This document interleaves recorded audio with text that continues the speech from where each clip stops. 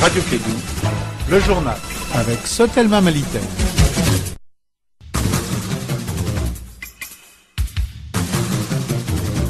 Il est 16h dans les studios Djeli Baba Sissoko de la radio Kédou, même heure dans la cité des Balanzans. Bonsoir à toutes et à tous et bienvenue dans ce journal. Maintenir la date des élections couplée au 25 octobre 2015 à la nomination d'Oumarou Ousmane Sidibé comme président de la commission Vérité, Justice, Réconciliation et la fixation des primes de risque pour les militaires maliens sont des décisions importantes prises hier lors du Conseil des ministres. Malgré la signature de l'accord de paix et de la réconciliation nationale, des attaques djihadistes se poursuivent au nord du Mali. Hier, une douzaine de soldats maliens ont perdu la vie à Gourmara-Rousse. Vous aurez des précisions dans ce journal. Nous parlerons également de la présentation hier du livre Panorama de la politique extérieure du Mali de 1960 à 1990. Enfin, sport Afrobasket U16 garçons 2015. La lutte pour la première place du groupe AC cet après-midi entre le Mali et l'Égypte. Rappelons que les deux équipes ont fait un parcours sans faute jusqu'ici après 4 journées. C'est tout pour le sommaire de cette troisième édition des Clés de Info. Le développement dans un instant avec Arunaba au microphone.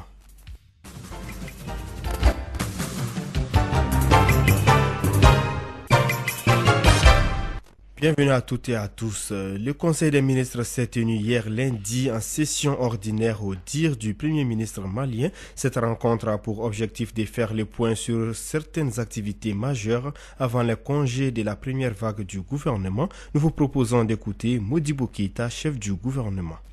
C'est la période de répit pour les membres du gouvernement. C'est pourquoi ce conseil qui n'est pas un conseil extraordinaire, c'est un conseil ordinaire dont la date a été seulement déplacée. Donc nous avons souhaité que des ministres puissent en 15 jours se mettre en congé et se préparer à mieux travailler à la rentrée. Et nous avons donc constitué 2 vagues, une première vague qui va décrocher et une vague qui restera à la tâche pour faire en sorte que l'activité gouvernementale ne soit jamais interrompue. Donc c'est un conseil ordinaire et le chef de l'État a toujours mis l'accent sur la nécessité de renforcer la sécurité dans le pays, la sécurité des personnes et des biens, mais sans négliger l'effort constant visant à améliorer les conditions de vie et d'existence des populations. Modibo Keïta, chef du gouvernement malien. Lors de cette session du Conseil des ministres, 3 décisions majeures ont été prises, qui sont les maintiens de la date des élections couplées pour le 25 octobre 2015, la nomination de Oumarou Ousmane Sidibé comme président de la commission Vérité, Justice, Réconciliation et enfin la fixation des primes de risque pour les militaires maliens. Plus de détails avec Shogel Koukala Maïga, ministre de l'économie numérique, de l'information et de la communication, porte-parole du gouvernement. Vous savez qu'actuellement, notre armée fait face à une situation extrêmement difficile. Le président de la République, chef suprême des armées, a décidé, en plus de l'ensemble des mesures qui sont en train d'être prises par le gouvernement, y compris le renforcement du budget de la défense, d'encourager les soldats de notre armée en ce qui concerne les primes de risque. Deuxième élément qui concerne toujours cette prime de risque, c'est qu'elle va être désormais intégrée dans le salaire. L'avantage de cela, c'est que les soldats qui seront à la retraite ou qui sont à la retraite vont avoir une répercussion sur leur pension de cette prime, ce qui n'était pas le cas par le passé. La deuxième mesure importante, c'est l'organisation des futures élections des conseillers communaux, des conseillers nationaux et des conseillers du district de Bamako. L'ouverture de la campagne, c'est donc le 9 octobre 2015 à 0h et la clôture, c'est le vendredi 23 octobre à minuit. La troisième décision, me paraît-il importante, c'est la désignation du président de la commission Vérité, Justice et Réconciliation. Le choix des hautes autorités et du Conseil des ministres a porté sur un éminent cadre de notre pays. Il s'agit de Ousmane Oumarou Sidibé. Shogel Koukala Maïga, ministre de l'économie numérique, de l'information et de la communication, porte-parole du gouvernement. Après 2 ans de dur labeur sans relâche, c'est la période de congé pour nos ministres qui toutefois nous certifient de rester au service de la nation pendant ces quelques jours. Écoutons les impressions de certains d'entre eux au micro de Kassim Traoré. C'est des vacances que nous mettrons à profit aussi pour nous reposer et puis continuer à gérer la République. Nous allons bénéficier bientôt de quelques jours après 2 ans passés aux affaires. Je pense que c'est quelque chose d'important de pouvoir associer aussi quelques jours de vacances avec la famille, mais en gardant à l'esprit que nous sommes au service du peuple malien. Pour le ministre de l'économie et des finances, il n'y a pas de congé. C'est la période des arbitrages budgétaires, donc nous sommes au travail, nous devons être au rendez-vous pour le 1er septembre avec un nouveau budget pour une année 2016 encore plus animée que celle de 2015. Le porte-parole du gouvernement, comme vous le savez, doit être toujours à l'écoute des messages que le président de la République et le Premier ministre voudraient bien faire passer à l'opinion. Donc ils décideront du temps qui me sera disponible. Je ne pense pas que le ministre des Affaires religieuses ira en congé parce que c'est la période des Hajj, etc. Et puis voilà, donc un suivi total et vu l'exigence du président de la République, on sera en congé mais toujours connecté à la République, c'est ça. Parlons à présent d'insécurité. Après l'attaque perpétrée le samedi dernier par des hommes armés sur les forces de défense maliennes entre Nampala et Djabali dans la région de Ségou, faisant 2 morts, c'est autour de la région de Tombouctou. C'était hier à Gourmara-Rousse. Le bilan est de 11 morts, tous des soldats maliens. Kassim Traoré nous en parle. Le samedi 1er août 2015, vers 15h, une escorte des forces armées du Mali est tombée dans une embuscade sur l'axe Djabali-Nampala, à 6 km de Toulé, commune de Nampala dans la région de Ségou. Le bilan est de 2 soldats maliens tués par les assaillants et 4 autres blessés. Suite à cette attaque, les FAMA ont lancé des poursuites. Ils ont pu récupérer du matériel et d'armements légers. Quant à l'attaque de ce lundi 3 août 2015, dans la localité de Gourmara-Rousse, région de Tombouctou, elle a occasionné la mort de 10 soldats maliens. Les islamistes ont calciné un d'entre eux, brûlé une voiture dans les camps. Ils ont enlevé un autre véhicule qu'ils finiront par brûler aussi en cours de route à cause des problèmes techniques qu'ils ne parviendront pas à résoudre. L'attaque de Gourmara-Rousse est la plus grosse perte de l'armée malienne ces derniers jours. Les circonstances de cette attaque sont floues. Beaucoup d'habitants de Gourmara-Rousse parlent d'infiltration des militaires maliens dans leur zone. Déjà, un renfort de l'armée malienne a quitté Tombouctou pour Orarousse. En tout cas, l'attaque de Gourmara-Rousse semble saper le moral des soldats maliens, même si la hiérarchie militaire pense qu'elle n'entame en rien leur détermination pour la protection des personnes et de leurs biens sur l'ensemble du territoire malien.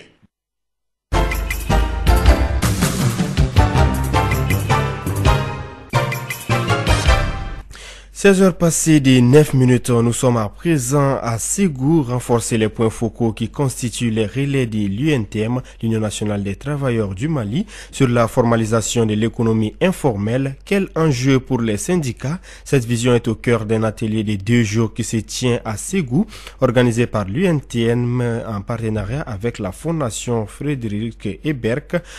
Cet atelier regroupe des syndicalistes venus de toutes les régions du Mali. Reportage d'Ouba Damile depuis la cité légendaire des Balanzans.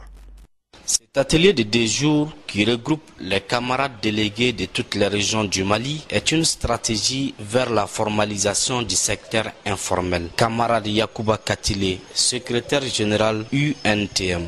Il s'agit donc d'organiser les travailleuses et les travailleurs de l'économie informelle de manière qu'ils se prennent en charge et de défendre leurs droits. D'ouvrir à tous les actifs de l'économie informelle des opportunités non seulement pour leur promotion professionnelle et économique, mais aussi et surtout pour assurer une protection sociale adaptée à leur situation. D'aménager un espace dévolu au développement des acteurs les plus productifs de l'économie informelle. Cette réorganisation du secteur informel permettra à l'État malien de résoudre certaines difficultés. Abdoulaye Boubacar Touré, représentant du gouverneur à la cérémonie d'ouverture de l'atelier. La mauvaise qualité des emplois, le peu ou pas d'accès à la protection sociale et les mauvaises conditions de travail. Les plus hautes autorités du pays pensent que la formalisation peut être une solution pour la résolution de la plupart des difficultés du monde de l'économie informelle. Il s'agira pour les camarades syndicalistes formés de restituer aux autres camarades de leurs localités différentes les informations reçues pour la mise en œuvre des résultats attendus. Depuis Ségou, Douba Dambélé pour la radio Clédou. Restons dans la 4e région du Mali, réconcilier les villages de Sanamadougou et Modibo Keïta du groupe GDCM, grand distributeur céréalier du Mali. Voilà ce qui a nécessité une visite de l'honorable Oumar Mariko dans cette localité et au centre agropastoral et industriel de Diado dans la zone agricole de Kolongo le week-end dernier. Depuis 6 ans, un contentieux foncier oppose les deux parties. Pour plus de précisions sur cette mission de médiation, je vous propose d'écouter l'honorable Oumar Mariko. Il est au micro de Douba Dambili. J'ai dû rencontrer Modibo Keïta de la GDCM qui a demandé notre médiation pour voir ce qui est possible de faire à Sanamadougou avec les populations. Et évidemment, nous devrions être là, mais nous sommes venus un peu dans ce cadre-là pour échanger avec les c'est possible que ces deux parties s'entendent. Nous sommes venus avec des pensées positives parce que c'est tous des enfants de ce pays, mais nous devons faire prévaloir la justice. Et toute justice passe par une acceptation de tous. Dans le cas contraire, évidemment, nous sommes obligés de faire un choix. Le choix de la vérité, le choix du peuple, le choix du paysanat. Des populations déterminées, nous avons entendu des gens déterminés, mais c'est des gens qui sont résolument attachés à leur terre. Ce qui veut dire que la médiation Mariko n'ira pas loin. La médiation, c'est pour deux choses. La médiation, c'est pour que les gens s'entendent et que chaque partie laisse quelque chose. La médiation, c'est pour établir aussi la vérité, rétablir la vérité dans sa totalité. De ce point de vue, la médiation n'a aucune chance d'échouer. Elle réussira d'un côté ou d'un autre. Honorable Oumar Mariko, député élu à Kolondieba. Retour à Bamako, allaitement et travail, c'est le thème de l'édition 2015 de la Semaine mondiale de l'allaitement maternel, avec comme slogan « Quelles que soient mes occupations, je donne le lait maternel à mon bébé ». L'objectif de ce thème est d'inciter les employeurs à soutenir l'allaitement des bébés par leur maman. Le lancement de cette semaine de promotion de l'allaitement maternel a eu lieu à Korofina par le chef de cabinet du ministre de la Santé et de l'Hygiène publique. Les points avec Fanta Diakité. Seulement 33% des enfants au Mali ont eu un allaitement maternel exclusif, selon l'enquête SMART 2015. Cela favorise la malnutrition chronique chez les enfants et le retard de croissance. D'où l'intérêt de la protection, la promotion et le soutien de l'allaitement maternel exclusif. Alexandra Dantis, représentante adjointe de l'UNICEF au Mali. Effectivement, en 2015, selon les résultats préliminaires de l'enquête SMART, presque 30% des enfants de moins de 5 ans souffrent encore de malnutrition chronique au Mali. Ce résultat peu encourageant démontre la nécessité de renforcer les interventions en matière d'allaitement maternel exclusif et d'alimentation de compléments adéquats pour réduire le retard de croissance chez les enfants de moins de 2 ans. Fort heureusement, booster le taux d'allaitement exclusif est faisable. Selon le chef de cabinet du ministère de la Santé et de l'Hygiène publique, Dr Moussa Guindo, des lois accordent à la femme travailleuse qui allaite 1 heure de tétée par jour de la naissance au 15e mois de l'enfant. Il convient cependant de noter avec cet égard que si le législateur a bien voulu atténuer la souffrance des mères et des familles en accordant des heures de tétée aux femmes travailleuses, force est de constater que nos services publics bien souvent manquent d'espace dédié à cette activité. Des efforts importants sont encore à développer au niveau de nos administrations et de nos entreprises. Ce lancement de la Semaine mondiale de l'allaitement maternel a été mis en profit pour remettre des prix aux mères allaitantes de Korofina et au groupe de soutien à l'allaitement. Merci Fanta Diakité pour toutes ces précisions. Promouvoir et faire connaître aux différents partenaires de Cube Magie son importance que Nestlé Mali a lancé hier lundi au Grand Hôtel de Bamako la caravane des étoiles Magie, compte rendu Aïssatou Doumbia.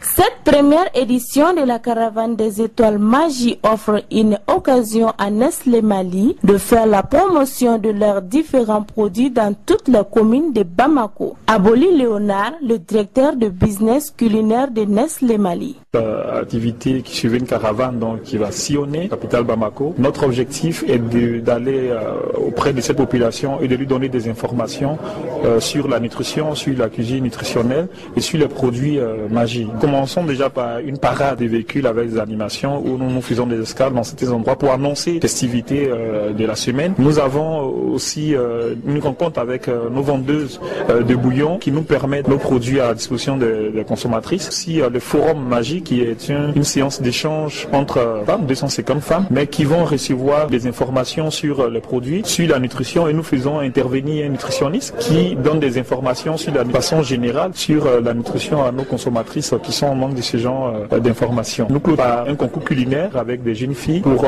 encourager la cuisine. Les activités de cette caravane seront consacrées à toutes les consommatrices des produits Magie avec un programme alléchant. Donc, toutes les Bamakoises sont appelées à participer massivement à ces activités qui ne dureront qu'une semaine.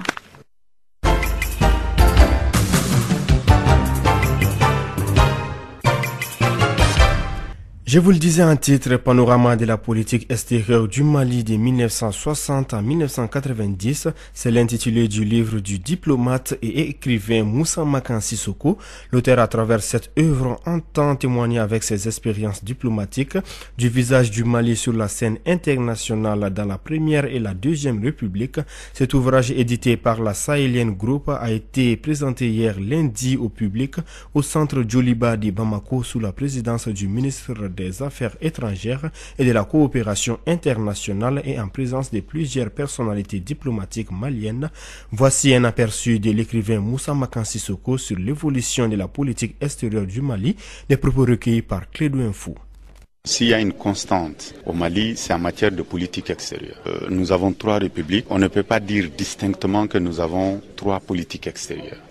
Nous avons la même politique extérieure dont les fondements ont été posés par la Première République dans les conditions que j'ai évoquées dans le livre. Ces fondements ont été consolidés avec l'avènement de la Deuxième République, avec un petit moment de non-État après le coup d'État de 68. Mais nonobstant ce coup d'État qui brisait l'élan de la Première République, il y a une continuité dans la conduite des affaires étrangères donc du Mali, et vous avez vu les axes que nous avons soulignés étaient défendus avec la même force, avec la même vigueur, aussi bien par la Première que par la Deuxième République. Donc il y a une constance à ce niveau-là, il n'y a pas de grande rupture, il y a une rupture politique au niveau interne, mais en ce qui concerne la politique extérieure, on peut certes voir des nuances, mais il y a en gros une continuité sur les grandes orientations du Mali. Moussa Makan Sissoko, écrivain du livre Panorama de la politique extérieure du Mali de 1960 à 1990. Enfin, sport Afrobasket U16 Garçon Bamako 2015.